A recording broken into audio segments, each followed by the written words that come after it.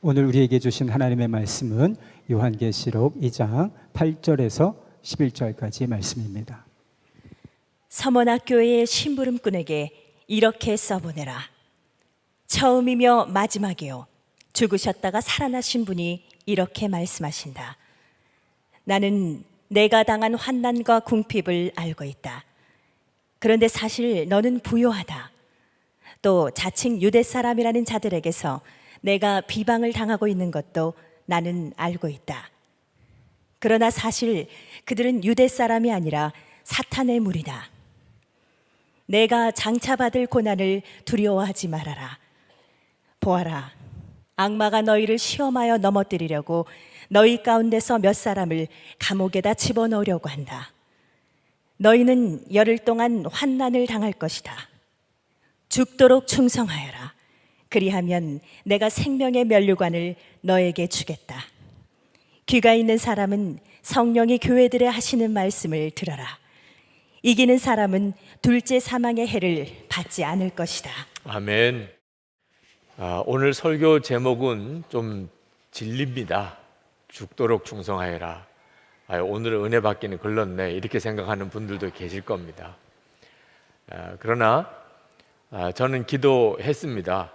하나님, 오늘 이 말씀이 우리 성도들의 마음의 은혜가 되고, 그리고 변하여 평생의 기도 제목이 되는 역사가 일어나게 주옵소서. 이건 정말 성령님의 역사로만 가능한 일입니다. 오늘 여러분 가운데 정말 그 역사가 일어나게 되기를, 또 여러분 스스로가 분명히 체험하게 되기를 원합니다. 이 서머나 교회는 소아시아 7교회가 다 공이 그랬지만 엄청난 핍박을 받은 교회고, 또 굉장히 가난한 교회였습니다. 아주 가난한 교회로 특징 지어지는 교회입니다.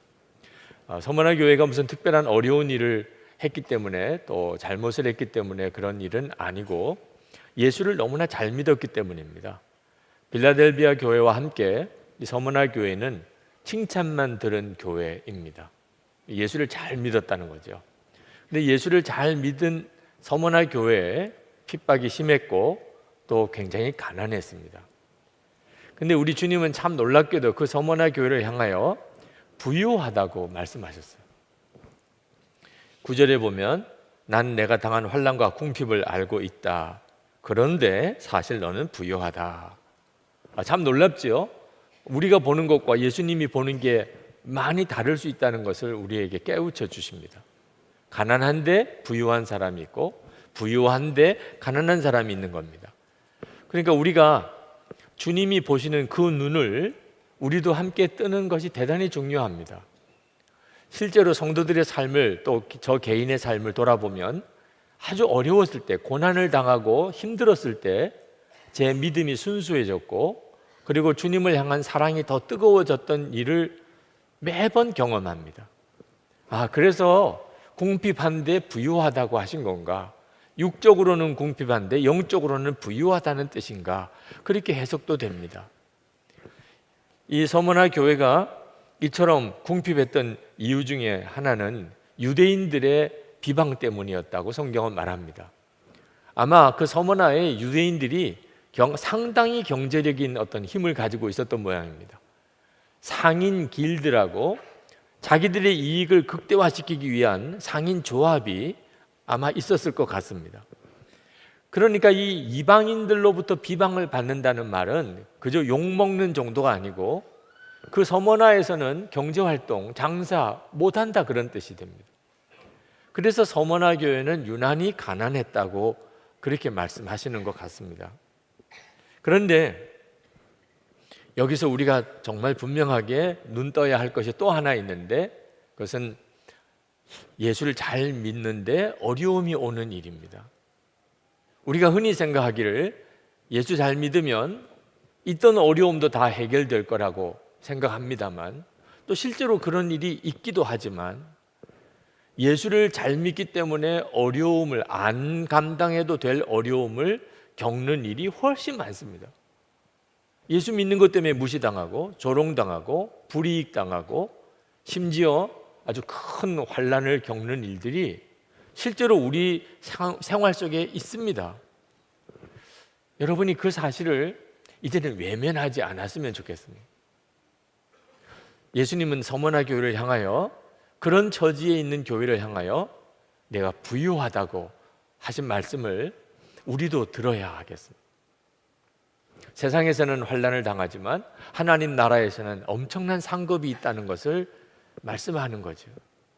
여러분은 이 눈이 뜨이셨습니까? 육신적으로는 궁핍하고 영으로는 부유하고 세상에서는 고난을 당하나 하나님 나라에서는 상급이 있다는 것에 대해서 눈이 열리셨나요?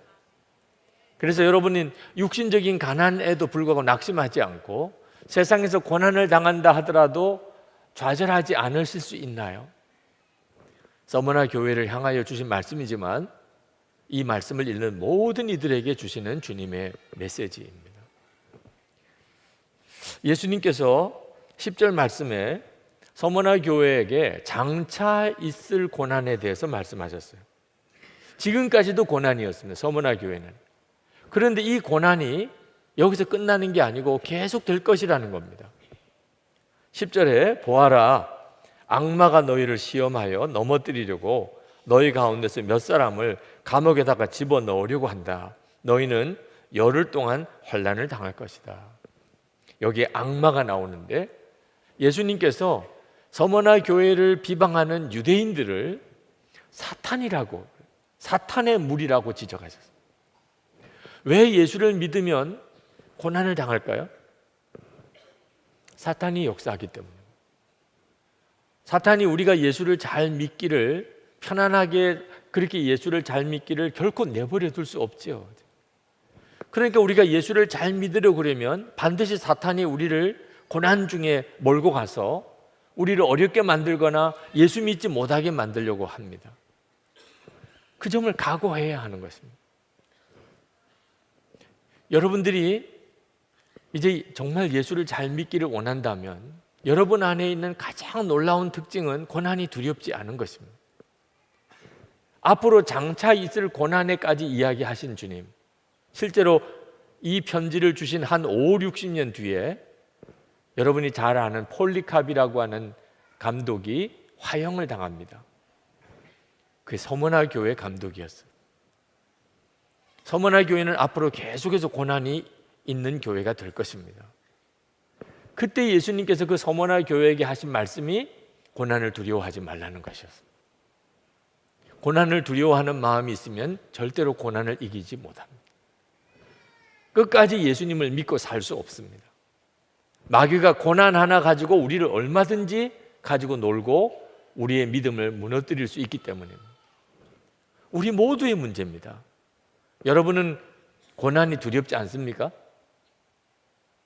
좋은 사람이야 있겠습니까? 고난이. 그냥 두렵지는 않습니다. 여러분 그렇습니까? 그건 우리에게 대단히 중요한 문제입니다. 근데 예수님은 거기서 한 걸음 더 나아갑니다. 10절에 보면 죽도록 충성하여라. 그리하면 내가 생명의 면류관을 너에게 주겠다. 죽도록 충성하라. 어떻게 보면 좀 섭섭한 말씀입니다. 그렇지 않아도 지금 힘들어 죽겠는데 아예 죽으라는 이야기잖아요.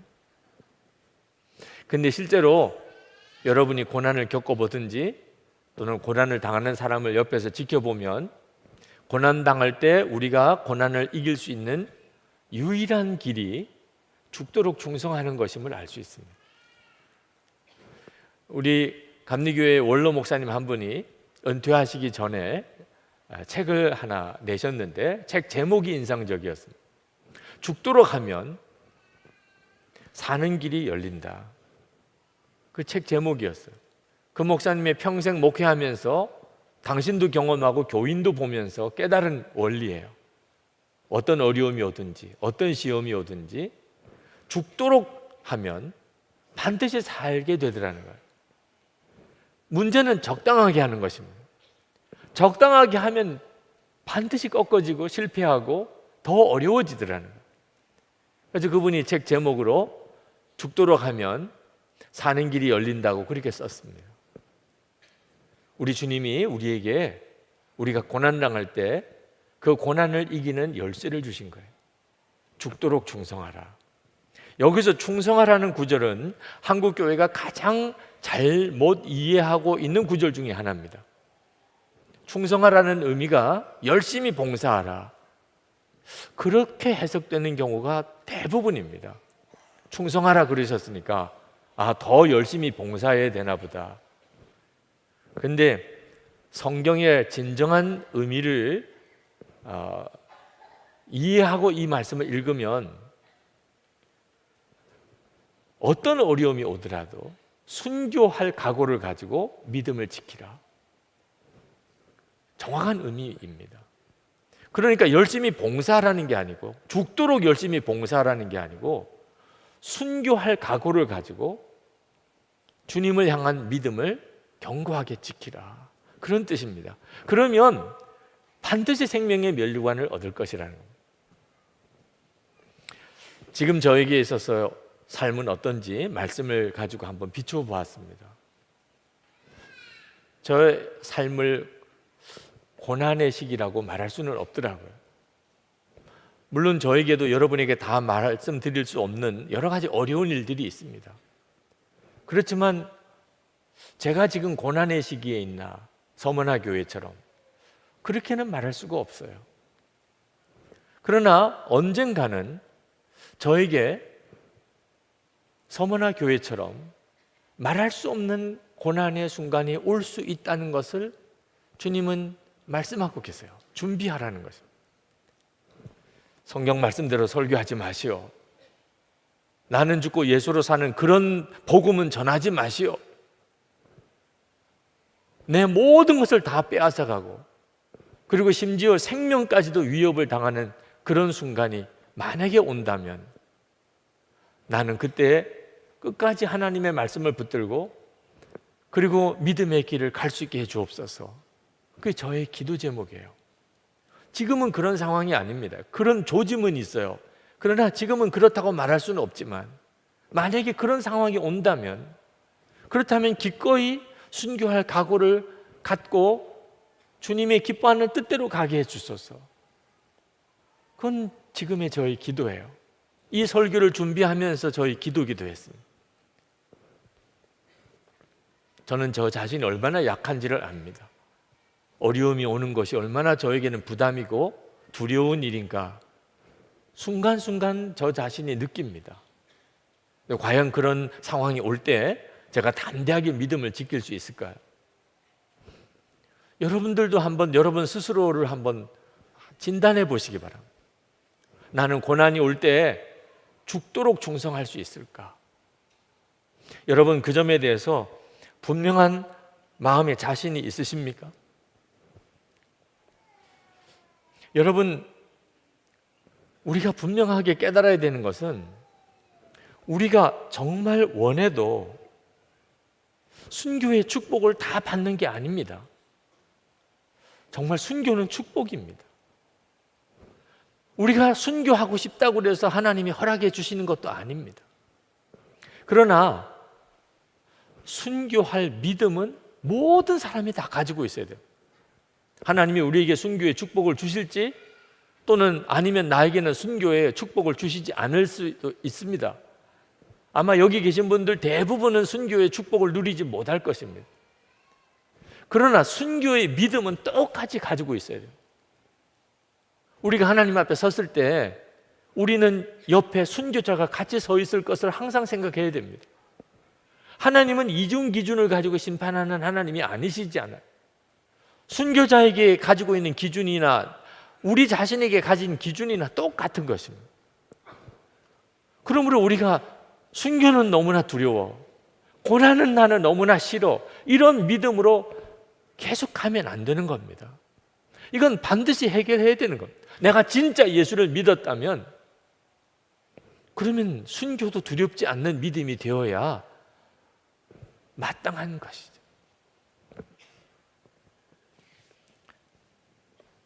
핍박이 극심했던 서머나 교회, 어떻게 그 핍박을 이길 수 있었을까요? 그건 예수님께서 그 서머나 교회에게 주신 이 죽도록 충성하라는 말씀에 답이 있습니다. 죽도록 충성하라는 말은 그저 말 그대로 죽으라 그런 뜻입니다. 순교해도 좋다 그런 뜻입니다. 여러분, 죽은 사람이 무슨 고난이 두렵겠습니까? 내가 죽었다고 고백하는 사람에게 더 이상 무슨 고난이 두렵겠냐 말이에요. 그래서 우리 주님이 죽도록 충성하라고 말씀을 하신 것입니다. 저희 교회 남선교회에서 매해마다 LTC 과정, 리더십 트레이닝 코스를 갔습니다.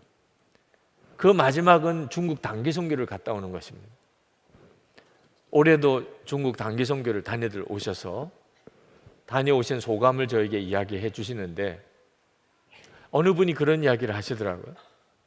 중국에 갔더니 그 중국 교인 중에 노방전도 한다고 그만 붙잡혀 들어가서 1년 반 형을 살고 나온 사람이 있더라는 거예요. 얼마나 억울한 일이에요. 노방전도 했다고 1년 반이나 형을 살았으니. 그래서 우리 교회 남성교회 회원이 그런 질문을 했대요. 억울하지 않으시냐고. 노방전도 한번 했다고 1년 반씩이나 형을 산 게 너무 억울하지 않으시냐고. 그랬더니 그분이 대답하기를, 억울하다니요. 하나님께서 명령하시면 우리는 감사한 마음으로 순종해야지요. 만약에 하나님이 순교하라고 하시면 한국 교회 성도들은 순교 안 하실 겁니까? 그렇게 되물으시더래요. 그게 마음에 큰 충격으로 왔다고 하시는 말씀을 하셨어요. 우리가 중국 교회를 도와야 할 면도 있습니다. 그러나 중국 교회로부터 우리가 받을 도움이 분명히 있습니다. 그게 뭐냐면 고난의 영성입니다. 중국 교회는 지금 고난의 시절을 지나가고 있습니다. 그래서 중국 교회가 가지고 있는 놀라운 은혜가 있어요. 한국 교회는 너무 편안한 데 젖어 있습니다. 한국 교회 성도들은 고난 자체를 두려워해요. 싫어해요. 고난의 축복이 뭔지를 다 잃어버렸습니다. 나는 죽었습니다. 이게 진짜 예수 믿는 거예요. 그리고 그것이 바로 순교의 믿음입니다. 내가 순교를 실제로 하게 될지 또는 순교를 하지 않게 될지 상관없이 우리는 이미 죽은 사람, 예수님과 함께 나는 죽었습니다. 이 고백이 내게 분명해지면 그러면 고난이 축복이라고 그렇게 느껴지게 됩니다. 여러분, 고난이 싫으면 고난 당하지 않으면 됩니다. 방법은 아주 간단합니다. 나 예수 안 믿겠어. 그러면 됩니다. 고난 당하는 것은 무슨 팔자도 운명도 아닙니다. 그런데 예수 안 믿겠다고 하면 얼마든지 피할 수 있는 고난을 예수 믿겠다고 굳이 고백해서 그런 어려움을 당하고 희생을 당하고 무시를 당하고 조롱을 당하고 불이익을 당하는 그런 사람들이 있다는 거예요. 이걸 어떻게 이해해야 되는 거죠? 히브리서에 보면 믿음으로 기적을 경험한 사람들 이야기가 나옵니다. 히브리서 11장 35절입니다. 믿음으로 여자들은 죽었다가 부활한 가족을 다시 맞이하였습니다. 이런 역사가 있어요. 믿음으로 죽었던 가족이 다시 살아나는 이런 놀라운 일을 경험하는 일들이 있어요. 그러나 믿음으로 고난을 자초한 이들이 훨씬 많습니다. 35절 하반절에 또 어떤 이들은 고문을 당하면서도 더 좋은 부활의 삶을 얻고자 하여 구태여 노연하기를 바라지 않았습니다. 아니, 세상에 고난을 왜 당합니까? 예수 안 믿겠다고만 하면 얼마든지 고문을 당하지 않고 살아날 길이 있는데 왜 끝까지 예수를 믿겠다고 해서 36절부터 어떤 이들은 조롱을 받기도 하고 채찍으로 맞기도 하고 심지어는 결박을 당하기도 하고 감옥에 갇히기까지 하면서 시련을 겪었습니다. 또 그들을 돌로 맞기도 하고 톱질을 당하기도 하고 칼에 맞아 죽기도 하였습니다. 그들은 궁핍을 당하며 고난을 겪으며 학대를 받으면서 양과 염소의 가죽을 입고 떠돌았습니다. 그들은 광야와 산과 동굴과 땅굴을 헤매며 다녔습니다. 왜 이러는 것입니까? 살아계신 주님을 바라보았기 때문에, 주님과 사랑에 빠졌기 때문에. 로마서 8장 35절에서 39절까지 이거 언제 읽어도 정말 가슴이 벅찬 말씀입니다. 누가 우리를 그리스도의 사랑에서 끊으리요? 환난이나 곤고나 박해나 기근이나 적신이나 위험이나 칼이랴. 기록된 바 우리가 종일 주를 위하여 죽임을 당하게 되며 도살당할 양같이 여김을 받았나이다 함과 같으니라. 그러나 이 모든 일에 우리를 사랑하시는 이로 말미암아 우리가 넉넉히 이기느니라. 내가 확신하노니 사망이나 생명이나 천사들이나 권세자들이나 현재일이나 장래일이나 능력이나 높음이나 깊음이나 다른 어떤 피조물이라도 우리를 우리 주 그리스도 예수 안에 있는 하나님의 사랑에서 끊을 수 없으리라.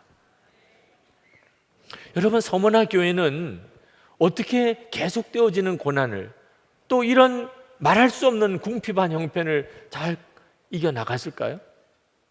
주님이 말씀해 주시는 것을 들었기 때문입니다. 주님이 말씀하셨어요. 서머나 교회를 지칭해서 말씀하셨어요.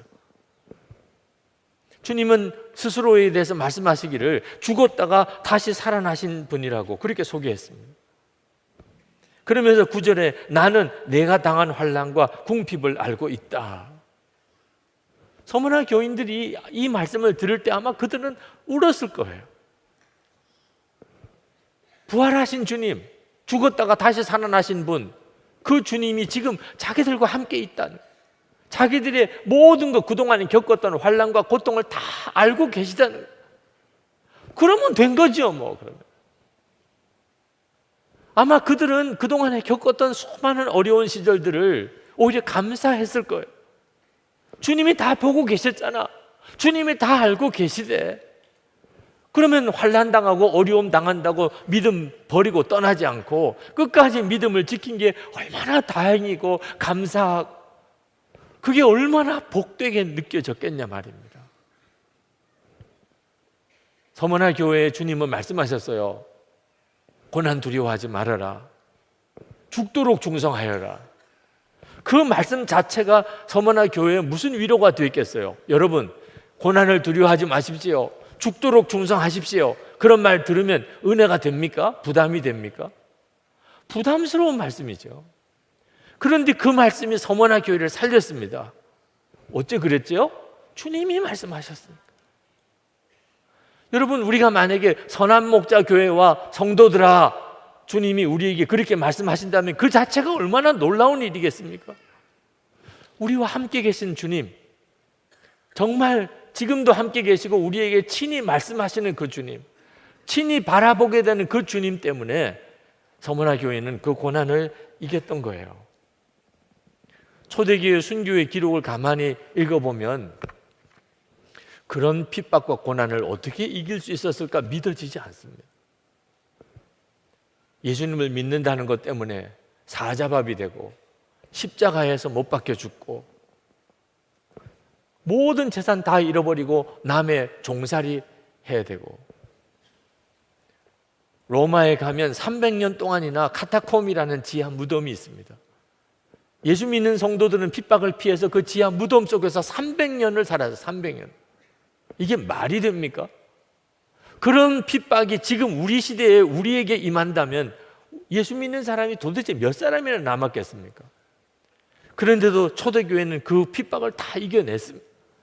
그리고 로마가 기독교 국가가 됐어요. 그리고 전 세계에 복음이 전해졌어요.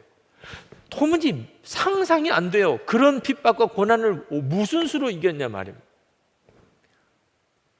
주님이 함께 하시는 게 그들에게 분명했기 때문에, 그리고 그 주님을 계속 바라보며 살았기 때문에, 그래서 주님과 사랑에 빠진 거예요. 나를 사랑하신 주님을 바라보면서 그들에게 닥치는 고난과 비교할 수 없는 은혜를, 위로를, 힘을 얻을 수 있었던 것입니다. 홍성사에서 출간된 서쪽 하늘 붉은 노을이라는 책이 있습니다. 주기철 목사님의 아들 주광조 장로님이 쓰신 책입니다. 그 책 뒷표지에 주광조 장로님의 글 한 토막이 실려 있었습니다. 내 아버지 주기철 목사, 그분은 지극히 평범한 사람이었다. 두려움에 떨었고 괴로움에 눈물 흘리던 범인이었다. 오늘에 와서 생각해 본다. 아버지의 무엇이 다른 사람과 달랐던 것일까? 무엇이 아버지로 하여금 그 어렵고 힘든 가시밭길을 외롭게 걷게 한 것이었을까? 제가 그걸 읽고 그 책을 미친 듯이 읽었어요. 왜? 제가 정말 궁금했던 게 바로 그것이었기 때문에. 주기철 목사님 같은 분은 도대체 어떤 분이길래 그런 순교의 길을 갔던 것일까? 그런데 그 아들 주광조 장로님의 글을 읽어보니까 너무 평범한 분이라, 두려움도 많고 그런 평범한 분이었대요. 나같이 이렇게 약한 사람도 순교자 될 수 있을까? 너무너무 궁금해요. 어떻게 이분이 그 길을 갈 수 있었던 거지? 아버지 주기철 목사님의 마지막 날을 기억하는 주광조 장로님, 그날을 이렇게 회상하였습니다. 아버지가 4번째 구속되던 날 아침이었습니다. 조반상을 받고 막 첫 숟가락을 입에 넣었을 때 형사들이 집에 쳐들어왔습니다. 그리고 아버지에게 나오라고 소리쳤습니다. 아버지는 한참을 꼼짝도 하지 않고 앉아 계시다가 늘 기도하던 동쪽 마루방으로 피해 가서 기도하셨습니다. 하나님 아버지, 저는 더 이상 이 육체적 고통을 이겨낼 수가 없습니다. 저를 빨리 당신의 나라로 데려가 주십시오. 그렇게 기도하는 아버지는 우셨습니다. 그리고 기둥을 붙잡고 바들바들 떠셨습니다.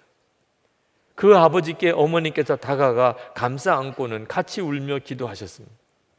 그리고는 목사님, 이렇게 연약한 모습을 교인들에게 보여주시려십니까? 온 교인들이 목사님만 바라보고 있는데 목사님이 이러시면 어떻게 합니까? 라고 말씀하셨습니다. 그날 아침 두 분의 애처로운 모습은 지금까지도 잊혀지지 않는 생생한 아픔으로 남아 있습니다. 이미 몇 차례 모진 고문을 당하셨던 아버지로서는 다시 잡혀가서 그 무서운 육체적인 고통을 감내한다는 게 두렵고 겁나는 일이었을 것입니다. 그래서 이 육신의 고통을 피하게 해달라고 기둥을 부둥켜 안고 떨며 하나님께 매달릴 수밖에 없었던 것입니다. 일본 경찰의 모진 고문과 위협 앞에서 아버지는 두려움을 감추지 못하셨던 평범한 사람에 불과했습니다. 그러나 기도를 마친 후에는 아무 일도 없었다는 듯 다시 조용한 모습으로 일본 경찰의 뒤를 따라 나가셨습니다. 그때는 어린 아들이었던 이 주광조 장로님의 눈에 아버지 주기철 목사님은 너무 약하신, 너무 두려움이 많으신 분이었어요. 그는 절대로 무슨 강철 같은 투사도 아니었어요. 물불을 가리지 않고 돌진하는 전사도 아니었습니다. 우리와 똑같이 고난이 두려운 사람이었어요. 근데 어떻게 그가 주어진 십자가의 길을 마다하지 않을 수 있었습니까? 그 아들 주광조 장로님은 이렇게 말합니다. 자신의 생명보다 더 컸던 하나님에 대한 사랑이었다. 그거예요, 열쇠는. 내 생명보다도 더 큰 하나님의 사랑을 아는 눈이 뜨일 때만 이게 가능해요. 주기철 목사는 1940년 9월 20일 5번째이자 마지막 평양 경찰서에 수감되었고 그리고는 거기서 돌아가셨습니다. 그때 목사님의 집을 찾아온 산정현교회 성도들 한 20여 명이 그 골목길 앞에 기다리고 있었습니다. 경찰서로 끌려가면서 그들을 보고는 그들과 함께 인사할 시간을 허락받았습니다. 그리고 즉석에서 골목에서 예배를 드린 겁니다.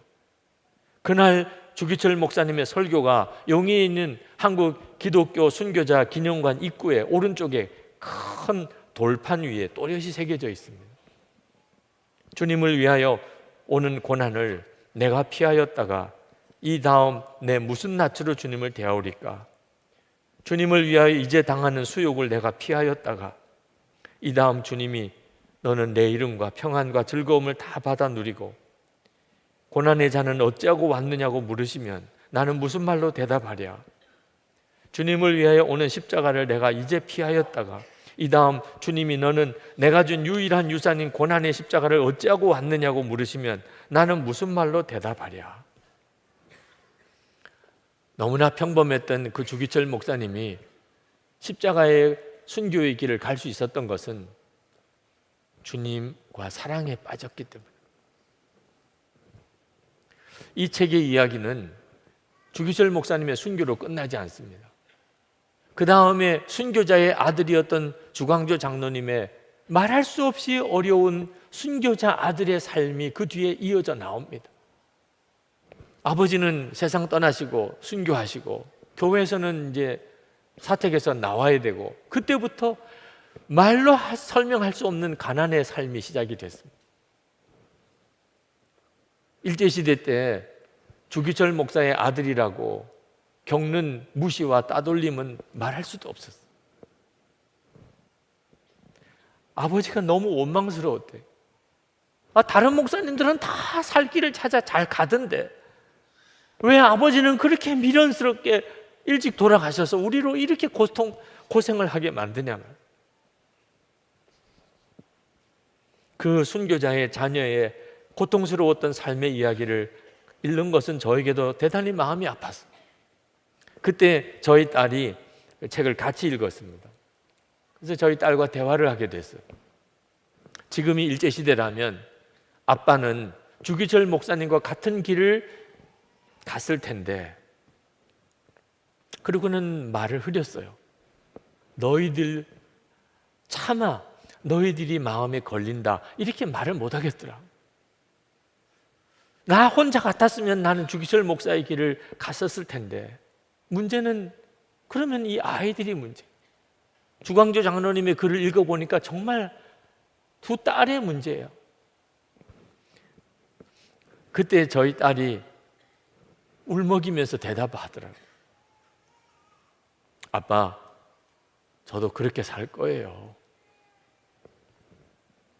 저는 신학생 때 고난의 길, 가난의 길 가는 거 진짜 싫었어요. 그래서 신학교 졸업반 때 323장 부름받아 나선 이 몸 찬송을 못 불렀습니다.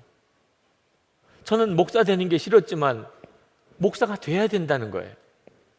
억지로 된 목사지만 마음의 소원은 이왕 목사가 되는 거, 큰 교회 담임 목사가 되고 싶었어요.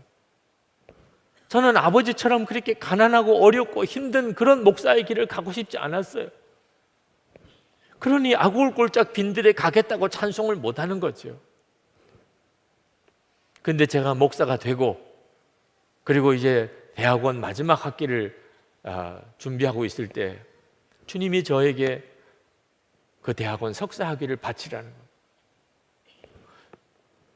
그건 저에게 감당할 수 없는 시험이었습니다. 신대원 졸업도 못한 목사, 그렇게 무시를 당하고 살아야 한다는, 어느 교회에서 저를 불러주겠어요? 그건 저에게 있어서 죽으라는 것과 같은 것이더라. 그러나 결국은 주님 앞에 고백했습니다. 석사학위를 주님께 바치겠습니다. 그리고는 이불을 쥐어 뜯으면서 울었어요. 사람이 꼭 목숨이 끊어져야 죽는 게 아니더라.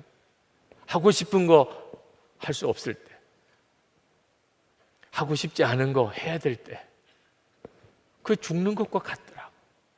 그러나 그런 형편에서도 주님께 석사학위를 바치겠다고 고백할 수밖에 없었던 이유는, 주님이 말씀하시는데 어떻게 해요? 주님이 아버님이 하라고 그랬으면, 선배 목사님이 하라고 그랬으면 저는 안 했을 거예요. 주님이 하라는데 석사학위 바칠 수 있겠냐고 주님이 물으시는데 바치겠다고 고백할 수밖에 없더라.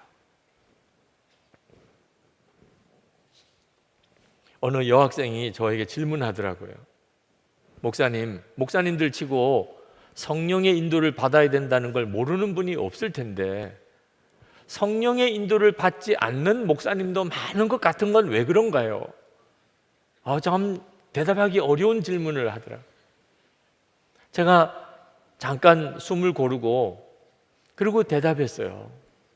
성령의 인도하심을 받아야 된다고 안다고 해서 성령의 인도를 받을 수 있는 건 아니다. 항상 주님을 바라보고 주님과 사랑에 빠지지 않은 사람은 성령의 인도를 받아야 된다는 것을 알면서도 성령의 인도를 받을 수가 없다. 너무 두려워서. 그래서 24시간 주님을 바라보고 사시라는 거예요. 여러분, 여러분에게 정말 말할 수 없는 고난이 올지 안 올지는 모릅니다. 여러분이 순교할지 안 할지도 몰라요. 그러나 준비는 하고 있어야 돼요. 나는 죽었습니다. 이건 우리의 고백이어야 하고 주 예수님과 사랑에 빠져 살아야 돼. 그러면 비로소 눈이 열립니다. 말할 수 없이 궁핍하나 부유한 자가 되는 그 눈이 뜨입니다. 세상에서는 고난을 당하나 하나님 나라에서의 상급이 얼마나 놀라운지를 감격하게 됩니다. 오늘 우리가 기도하기 전에 찬송을 한번 같이 부르고 기도하고 싶습니다. 323장 부름받아 나선 이 몸입니다. 여러분들은 이 찬송을 부를 수 있으십니까? 오늘 이 시간 한번 같이 부르십시다. 다 일어나셔서 우리 323장 찬송을 부르시겠습니다.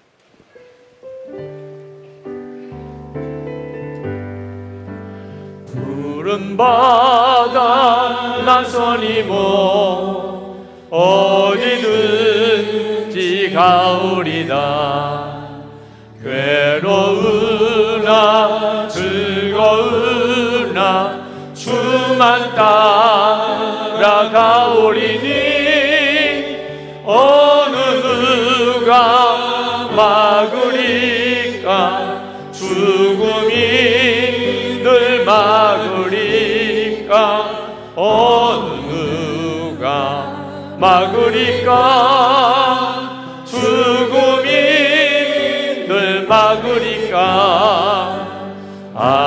아굴골자 빈들에도 복은 들고 가오리다.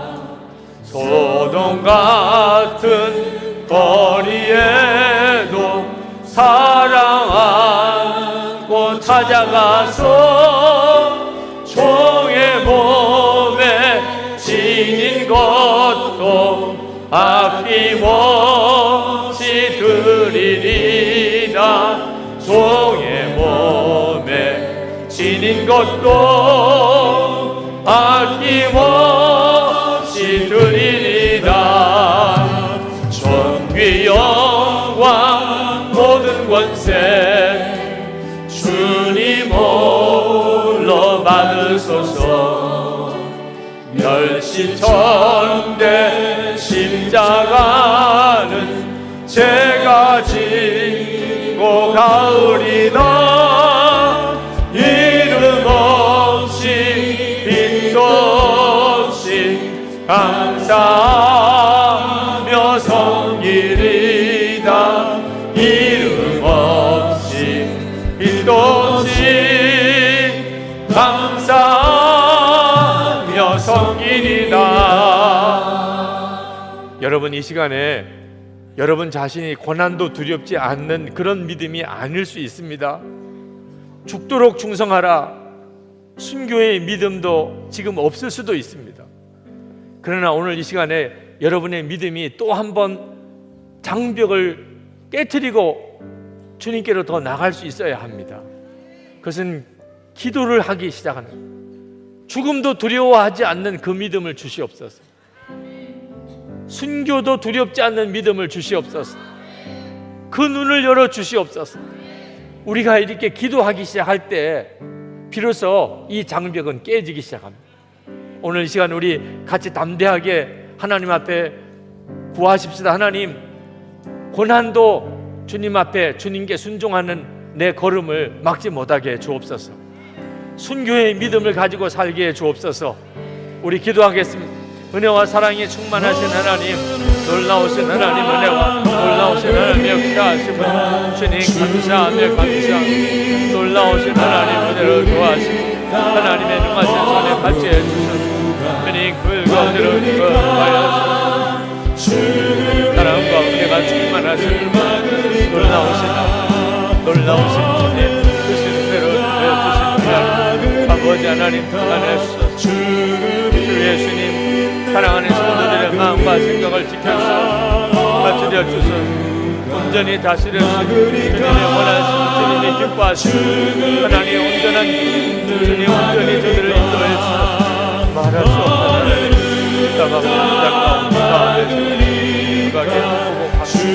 하나님 역사해 주시는 주님의 하나님 놀라우신 하나님의 사랑, 하나님 감사, 하나님 도와주소서.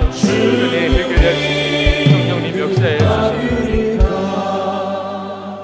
은혜와 사랑이 많으신 아버지 하나님, 고난이 두려워서 마귀의 역사 앞에 꼼짝을 하지 못하고 계속해서 살아가면서 좌절과 낙심과 원망 가운데 사는 것을 이제 벗어나기를 원합니다. 하나님, 우리의 눈을 완전히 열어주셔서 지금도 우리와 함께 하시는 주님을 분명히 바라보게 하시고 주님과 온전히 사랑에 빠져 사는 그 은혜의 길로 우리를 이끌어 주소서. 고난이 전혀 두렵지도 않고 오히려 고난이 축복이라고 믿어지는 이 기적이 우리의 심령에 일어나게 해 주시옵소서. 오늘도 하나님 앞에 전심으로 예배하고 돌아가는 성도들, 주여 저들을 위하여 축복하고 또 축복합니다. 주님을 사랑하는 마음, 정말 감사한 심정, 하나님을 향한 진정한 믿음으로 준비한 예물을 주께 올려드리는 성도들을 또한 받아주시기 원합니다. 은혜를 주셔서 세상에서 소금과 빛처럼 살 수 있는 힘을 주셔서 주님 바라보는 눈을 뜨고 그렇게 주님과 동행하며 살게 하소서. 마음의 심령에도 은혜가 넘치고 주님 육신의 질병도 깨끗하게 씻어주시고 가정 안에 하나님의 은혜가 충만하게 하시고 성도들의 기업에 복을 주셔서 마음껏 주의 일할 힘이 있게 해 주시옵소서. 하나님, 이 나라와 민족을 위하여 오늘도 우리가 주님 앞에 간절히 마음을 모아 기도합니다. 금식하며 계속해서 하나님께 기도합니다. 북한에 있는 정권, 악한 정권이 속히 꺾어지게 해주시고 복음의 통일, 평화의 통일이 이 땅에 이루어지게 해주옵소서. 여전히 억류되어 있는 김국기 목사님, 김정욱 선교사님, 최충교 선교사님, 김학성 교수님, 김상덕 교수님, 김동철 씨, 중국에 지금 억류되어 있는 신마띠아 선교사를 비롯한 많은 주의 종들 속히 풀려나게 해 주시옵소서. 세계 열방에 나가 있는 선교사님들, 오늘도 주의 손에 부탁드립니다. 핍박당하는 교회가 많고 핍박당하는 성도들이 이 땅에 얼마나 많은지 모릅니다. 그들 위해 주의 은혜가 충만하게 부어지기 원합니다. 서머나 교회 위에 부어주셨던 하나님의 놀라운 은혜가 저희들과 온 세계 열방에 있는 모든 성도들에게 충만하여 주옵소서.